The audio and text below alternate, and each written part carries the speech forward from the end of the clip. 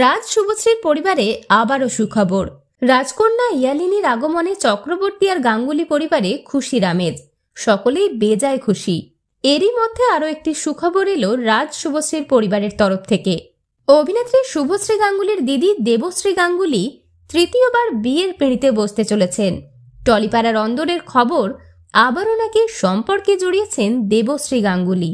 জনপ্রিয় সংবাদ মাধ্যমে প্রকাশিত খবর অনুযায়ী অভিনেত্রী দেবশ্রী গাঙ্গুলি অর্থাৎ শুভশ্রী গাঙ্গুলির দিদি নতুন সম্পর্ক শুরু করেছেন, আর সেই সম্পর্ককে বিয়ের দিকে এগিয়ে নিয়ে যেতে চান অভিনেত্রী দেবশ্রী। এছাড়াও জানা গেছে অভিনেত্রী দিদি দেবশ্রী গাঙ্গুলির হবু স্বামী পেশায় একজন ব্যবসায়ী, তবে নিজের ব্যক্তিগত জীবন নিয়ে এখনই কিছু খোলসা করতে চান না দেবশ্রী গাঙ্গুলি। বর্তমানে দেবশ্রী গাঙ্গুলি একাধিক সিনেমায় কাজ করে ফেলেছেন।